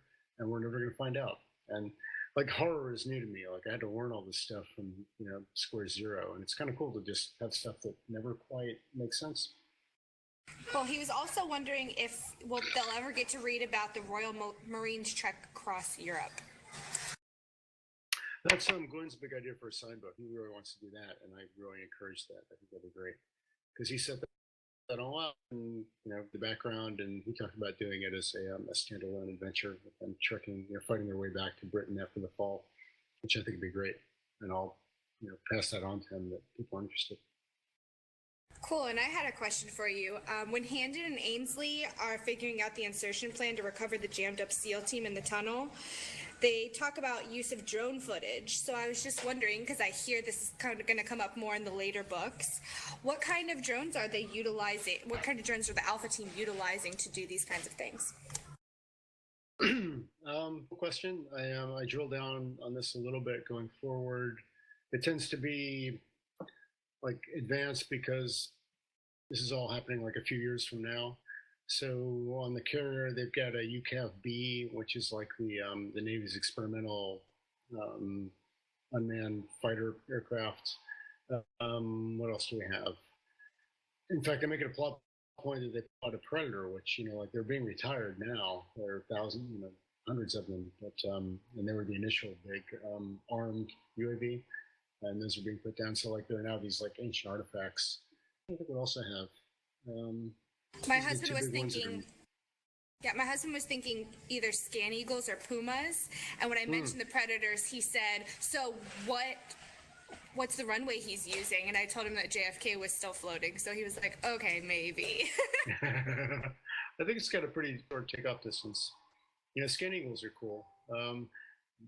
Hand tossed Ravens play a role in D-Boys. I'm trying to think if they make it into Arisen at all. It's all very, very cool stuff. It's an amazing age we live in, really. So since this is Drinking Bros Nerds, what are you drinking? Who me? Yes. Oh, right. It's this very nice dry 6% cider from Herefordshire, with the home of the SAS. It's funny you mention it because it's actually starting to get with me a little bit. I'm having to focus to articulate. What are you drinking, Tommy? Air, nothing. Oh, I had a question for you, Michael. Since you have this fascination and love affair with with the soft community, to be that one guy, what's your favorite soft community through all the different soft groups across national boundaries? What do you like? Because they all tend to have their own character. Yeah, and it's fascinating stuff. They do have cultures that are particular to them. It's very banal, but I am a total fanboy for the unit Delta K, however we refer to them in the U.S. Sir Mactal in Israel is a pretty amazing group as well. GIGN in France. SAS, of course, in many ways started it all. I got really interested in U.S. Army Special Forces when I wrote Arisen Nemesis, and in many ways, those guys are not superheroes; they're human, but really super high quality humans who the training they undergo and the commitment they take is amazing. And some of the books about some of the things they've done are really amazing reads. What am I missing? It's special to me. Yeah, CAG. Special Forces. Those are probably the big ones, I guess. Rangers. Oh yeah, God. Thank you, Neil. Yeah, thank you. I'm really incredibly blessed with some of the people I get to meet this line of work, and one of my best friends the last couple of years is he was a first sergeant in 2nd Bat in the Ranger Regiment, and he was also in Mogadishu on October 3 through 4, 1991. So yeah, that's a very special unit, and one to a lot of respect. He gave me a Ranger Challenge coin. He gave me his first sergeant insignia and his airborne tab in a Ranger school, which is much, much, much better than I deserve. I have him framed.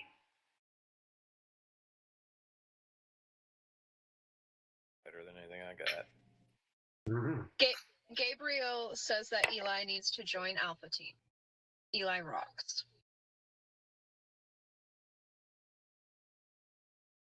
Sorry, who's Eli?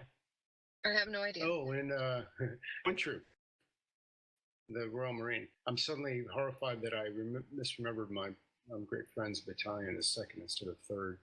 But as I said, I'm a bit squiffy, as they say around here. Yeah, Sergeant Eli is cool. He's another of Glenn's characters, and I kind of ran with him. He has a great moment in book 12 that I think you'll enjoy. But yeah, joining Alpha Team, why not? And then Dutch also says, Mike, you need to look into Hornet hand-launched micro UAVs. That's what we are working on. Oh, really? Who said that? Dutch DeGay. Sorry, pardon my mispronunciation. What's his unit and branch of service? And I believe he's another former Ranger. Right. He said Ranger in the comments. Right. Yeah, I don't know that one. What's it called again? It's the Hornet micro UAV. It's another man pack UAV. Right. Is that one of the quad drones, or? I'd have to look it up because it's definitely outside of my realm of knowledge, but I think it is. I will look it up. I have Juice with like an ornithopter in book 7, 8. Like it's a little ahead of the current tech. Sometimes what I do is I imagine like where it's going and project a little bit out. And I have one of my oldest friends was an Air Force Special Operations Command guy, and he read my D-Boys book. He was a command pilot,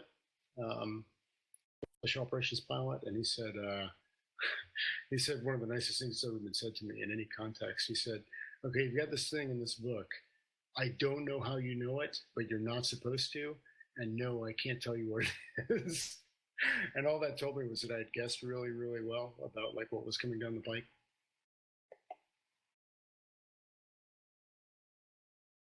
Yeah, no, it's not the quad. Dutch says that it's hand launched, and he works on it actually. Is that right? Yeah, so micro UAV. I'm tempted to go look it up right this second. I posted a link to a YouTube video of it in the TeamSpeak chat. Ooh, cool. Oh, right, there it is. Yeah, but I think if you wanted to ever, go down the UIV pipeline, Dutch might be your guy. Okay. Well, If no, you I mean, want. Some people may know some guys. Yeah, you might have found a great community to pick some brains at. Did you say really brains? hoping. Yeah, you see what I did there? I saw what you did there. Very cool. I'm really No, hoping Dutch's name is inspired by Predator.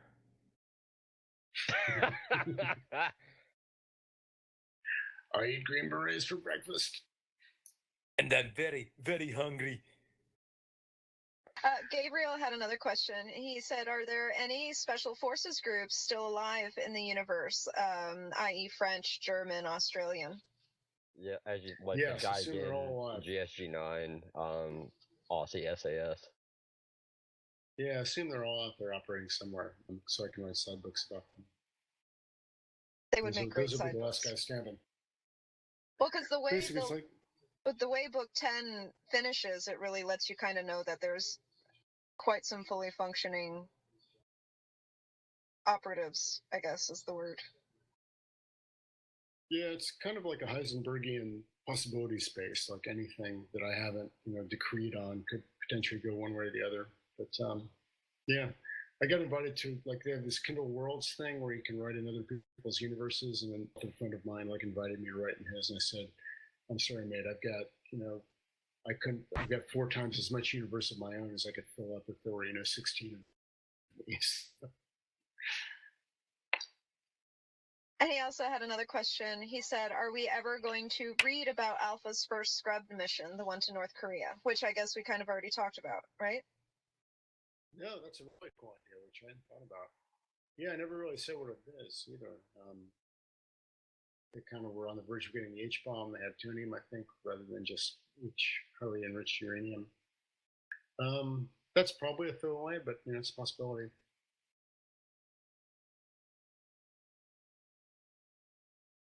I have a non-story related question, but a writing question. Oh God. As I myself am an aspiring author, what advice would you give me to actually finish a damn book? First, write me privately, and we can, I'll give you any advice or support I can possibly muster. Secondly, put your ass in the chair. Art is work. Stephen Pressfield, who's the muse in this topic, said the most important thing about art is work. All that matters is showing up and trying every day. You just got to graft it out. There's no easy way around it. People always ask, "What's your rule for writing?" And for years, my answer was, put your ass in the chair every day, because as long as you engage with the material every day, then your hindbrain will be doing the important work of solving story problems and plot problems and character problems when you're showering or going for a run or working out or doing whatever you're doing. But if you don't put your ass in the chair on any given day, then your brain gets interested in other stuff and runs off on its own. So you have to engage with it every day.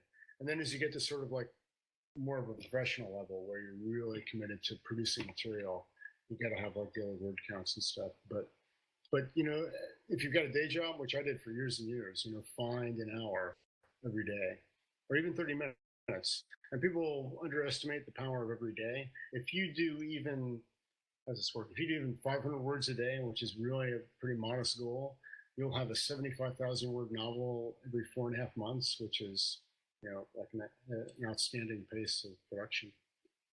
So the power of every day, like continuity, keep banging it out. Nice.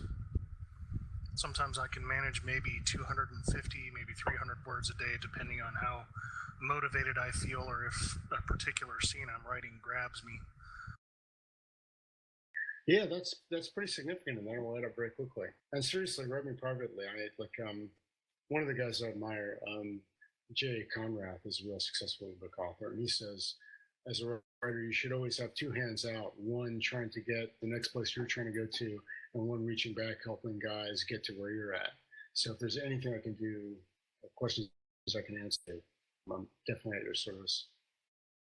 Cool. And I'd like to hear about what you're working on as well. I'd be very interested. I don't get to read for fun anymore. That's why I've turned to audiobooks, which I was really happy that this was an audiobook for this one. I know you. So see, you've got two of the dummies that buy your big expensive audiobook. Actually, I only paid like the $3 on Audible for it. Thank you, Amazon Prime. Yeah, I bought the book and the audiobook because I love to read. I love the feel of a book, like a real book. I can't even do like the Kindle stuff, but I wanted to get through the book, so I got the audiobook too.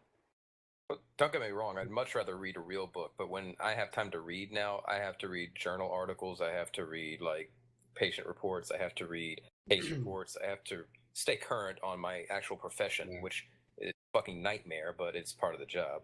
Oh, the life of a doctor. Yeah. More about saving lives. I'm the same because I have to write reports at work every day, so if we have time. I forgot to ask earlier, but I knew that state was going to catch fuck. Who does your cover art for your books? The short bad answer is me. I designed them, but they're all built around photography done by much more talented guys than me. Glenn used to do the covers for like 1 through 8. I've done the covers for all the ones with just my name on them, but they're based around, and this came out earlier, once again, I'm conflating my media. There's a Facebook chat. There's a guy in Germany called Tom, blanking on his name. It's millpictures.com. I can send you the link, and he does basically special operations photography and videography that is just freaking amazing. And so his amazing work adorns the covers of books 2, 4, 9, and Nemesis, I think. He does amazing stuff. And then I found this, for book 11, I found this Russian photographer who has access to actual Spetsnaz guys. So the guy on the cover of book 11 is a Spetsnaz Alpha operator, I think. So I wouldn't want his job, but I'm really, yeah, it is. He looks like a total badass because he is a total badass. I wouldn't want this guy's job, but I'm glad he does it. And so I start with, and then even when Glenn did him, I sort of art designed him because I have like strong opinions on this stuff. And Glenn's a very talented graphic artist as well. So the covers have all turned out great. But in no case have I sort of like paid a graphic designer. It was either Glenn or me, and based on photography by super talented guys who do this stuff really professionally. Tom Weber at millpictures.com. It is really nice cover art. Thanks. It all goes well together. Yeah, Julie and Ethan wanted. Go ahead. No, you go ahead. Julie and Ethan kindly asked for signed paperbacks, and they let me sort of which ones to send them. So I ordered copies of book 9, which I think is a nicely representative cover. I'm looking at them now; they just came in. And you want to keep them and not give them back, not send them back? Yes, but I owe you guys a lot, so I'll have to grin and bear it. Wait, we can get signed paperbacks? No, not yes. you, not you. Yeah, sure. I'm down for Who was it? Joseph Jackson. I'll have to put in another order, but yeah, I'm happy to do it. I'll make sure to message him and get all the information and send it to you, Michael. Yeah, thanks. That'd be great. So at least I can do it. Speaking of the, I'm gonna butcher it. The Spitsnaz, is that how you say it? Spetsnaz. Pretty close. Spetsnaz. What motivated you to bring them into the fold later? Spoiler alert. I think I didn't at the time know why it was important to bring them in. I maybe sensed it, but now I think I understand it, which is that they are the dark shadow cast by the operators from the U.S. and Britain. I mentioned that everything needs to be thematic for me, and you're having an argument, like when you tell a story, the guys I read say, you're basically saying, this is what life is like, or this is how to live successfully and happily in the world. The idea is that stories teach us how to be properly human. I know that's very grandiose stuff for shoot 'em up zombie stories, but it's all in there. I hope it is. So the Spetsnaz guys allowed me to have this argument, this thematic contest. They basically, the whole thing about them is that they have destroyed every trace of compassion, humanity, brotherhood, weakness in themselves, and that by that means they achieve victory, they never fail, they're stronger than death, they can beat the Zulu Alpha. And then, our heroes take it from a completely different direction, which is that they're all about love for one another, love for the man beside them, love for what's behind them that they're protecting and fighting for. So by throwing Spetsnaz into the mix, we can put these two counter arguments or counter ideas into literal combat. And then when we see who wins, we know which idea is more powerful. And it's also axiomatic that your heroes will only be as great as the forces of opposition that oppose them. So you have to ramp up those forces of opposition as much as you can. So heroes of Spetsnaz are the equal of our heroes in skill and resolve and ferocity and viciousness, but they don't have their values. And how will that play out? And so, like I said, when I brought them in, I maybe had a vague sense of that. Now I have a clearer sense of it, but I'm really happy with that arena that I set up. I hope it's fun to read too. Again, I've not gotten that far in the books, but did you put the Spetsnaz super awesome combat roles in the book? Sorry? Not following. There's a Spetsnaz technique that gets a little overlauded, and I think it's pretty funny. They actually have combat roles, like in movies, where they roll from firing position to firing position. Oh, really? No, I haven't seen that. So I'm guessing that's not in the book then. Not yet. Might be now.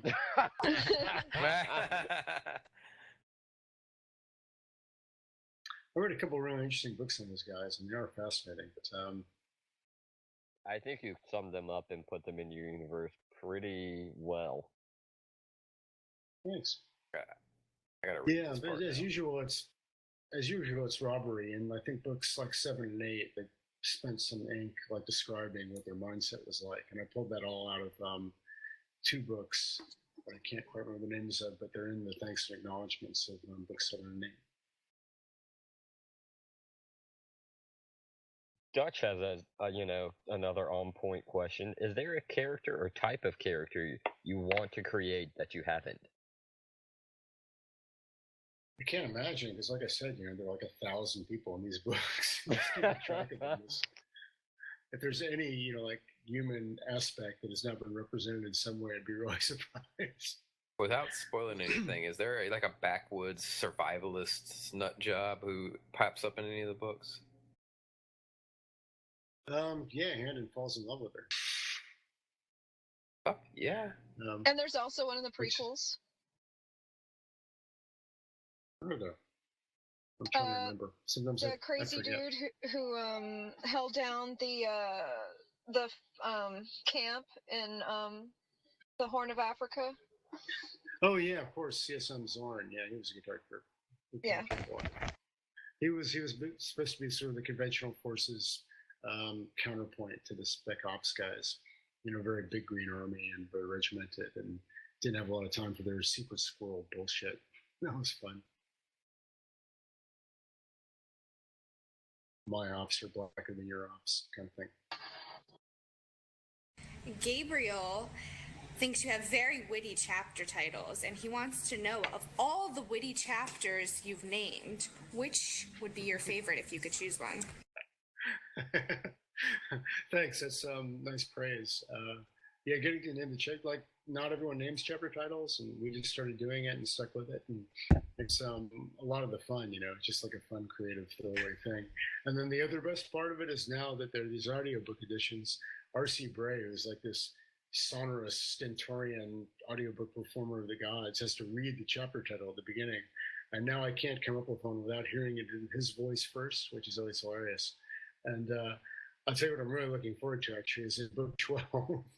I shouldn't curse, but in book 12, there's a chapter.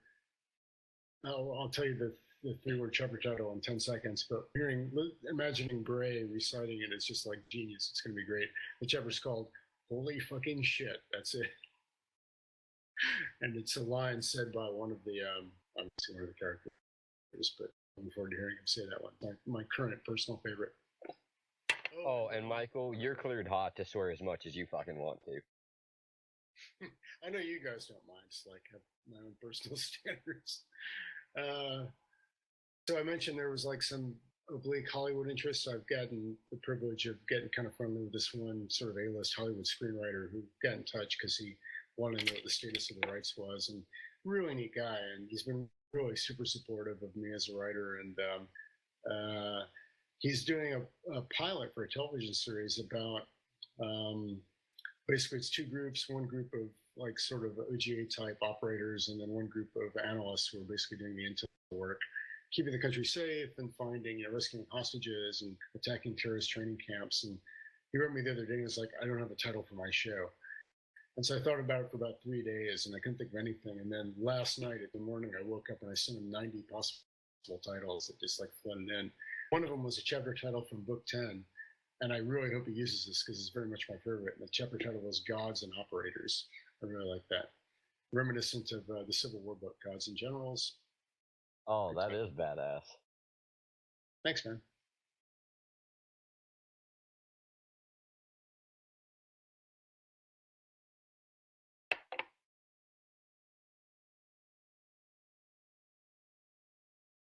I'm on like my third whiskey already. I know you guys are going to have to, like, if you want me coherent, you're going to have to get any last questions probably the next however long. So, well, we don't need coherent answers, right? We're just having fun. No, I'm just kidding. Yeah, no, let it all go. Let it all go. Just let the spoilers fly.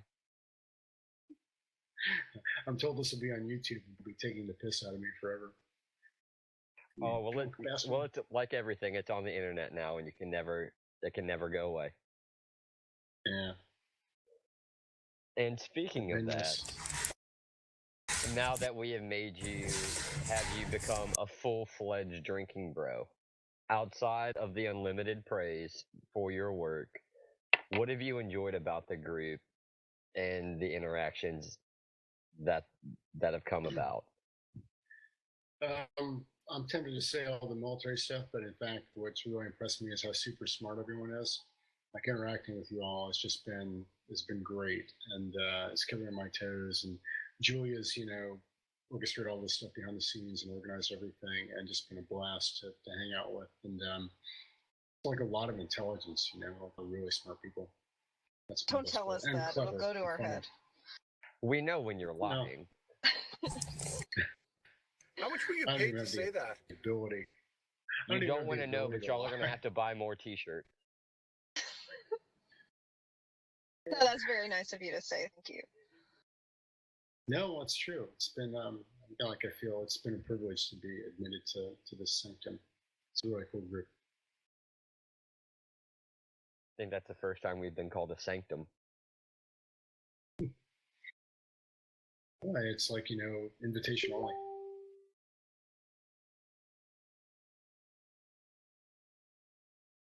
One of us. One of us. One of us. I worry that I'm not geeky enough, but I can fake it. No, we've got a cover, but we just require you to be a decent person. Fair enough.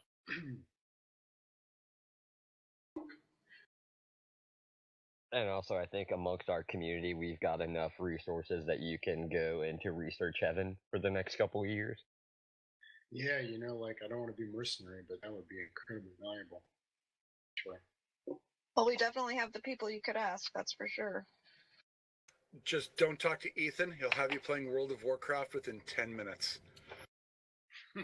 Yeah, that's Should not be dangerous. an excellent use of my time. Some of you guys are in Georgia, and my family's in Atlanta, and I'm there every year for Christmas. So I'm looking forward to meeting somebody at some point or other. Oh yeah, and by the way, if you would ever just care to come down to Dragon Con in Atlanta, we would love to have you. Julia. That's really kind. I was just going to say, if you can see on our screen, there's a painting there that we will be gifting you.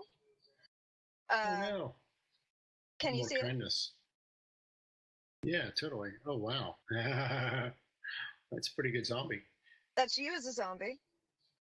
That's me. Yeah, I'll send you a Wow. better picture of it. Oh, is that the picture that he drew? That's awesome. Yeah, my boyfriend painted that. Not to Darren White. So there you go. That's like instantly the best gift I've ever gotten. That's amazing. Did And you talk there's, about the other stuff? and there's No. also another set of gifts that are coming your way. That's 'Cause right. As much as you appreciate our community, we appreciate you. And there is a Drinking Bros Nerds T-shirt and a Oh, copy of wow. Range 15 coming your way. Oh, that's fantastic. Wow. I couldn't ask for anything better. If you don't mind if I cut the sleeves off and wear the t-shirt Yes. running around Kensington. Team Tank Top. Yes, Win. tank top. Yes. So there's a contingency. This is the inside joke. There's a contingency of us girls that like the tank top, so we cut up every shirt that we get, to the consternation of all the guys. I'm sure they're really offended. Oh They- yeah, we they hate it actually so are. much. Well, no. Whenever I do it with a Ranger Up shirt, Aaron gets really pissy. That's because it's fucking sacrilege. Sacrilege. Well, how else am I supposed to wear them at the gym? You got to cut the sleeves Yeah, off, right. otherwise they just rip to shreds because I'm so They're a pain buff. in the ass. Well, I mean, Right? that's what it's there for. You can't be super swole if you're not ripping up shirts. How big are your arms, actually? And buy more Ranger Up stuff. I don't know. How big are my arms? You guys have seen them. Well, I Ranger mean, Up's awesome. if we're going caliber, I'd say like a good 38. Aw, Yeah. womp womp. Well, I mean, Tommy's got. you're not at like 50 cal or and you're definitely not at 338 Lapua mag, but No, I'm not like Rocco big. Tommy does Wonder Woman justice. Let's just say that much. Aw, thank Yeah, you. how I picture Wonder Woman would be in real life, that's what Tommy's guns look like. I don't Tommy picture Wonder guns. Woman. Eh. But so at the Planet Fitness, did you have to sign up for a concealed weapons permit? Yes. You know, when you wear long sleeves. They didn't even let her in. They're like, no, instant lunk alarm. Well, you guys, as much fun as this has been, we're at our 2-hour marker, so I think it would be time to unfortunately say goodnight for everyone. Good morning for me. Or good morning. I mean, we can Ah. keep it going, but we can, the YouTube or, the live feed, we could probably come to a close. It's been a total blast. I can't thank you guys enough for having me on. It's a real honor and privilege. And great fun. It was a lot of fun, and I don't want it to end. I just figured 2 hours for live is enough. And we can continue on TeamSpeak. Yeah, we totally can. You have to Roger be really that. careful with Neil and TeamSpeak because, I mean, it can end up being a whole nighter thing. That is true. It was last time. Like I was up with Neil and Kristen until like 4 in the morning on TeamSpeak. Was it a series of dramatic pauses? It was alone. It'll keep you up half the night. Yeah, and don't interrupt the pause. Interpersonal ellipses are real and they're good. So, Michael, if you're timing your drinking and you want to stay on, now's about when you want to just like to continue the buzz, because if you've been drinking hard, it's gonna go all night. Well, it's already morning for him, right? It's like 4 for you. 4:05. 4:05. Great. Well, then you don't even have to with the coffee. Perfect. Yeah, right. I was thinking about mixing coffee and booze. Yeah, if we could like not have the rest of this on the internet till the end of time, that would probably. Oh yeah. Okay. You're in luck. TeamSpeak's not recorded. Well, I just wanted to thank everybody for joining, and if you can go to Amazon and give him a review, that's well deserved. I don't even have to say write a good review because I know it's already going to happen. So just go and tell them exactly how you feel because it's fucking awesome. Write the reviews. You're right for range 15.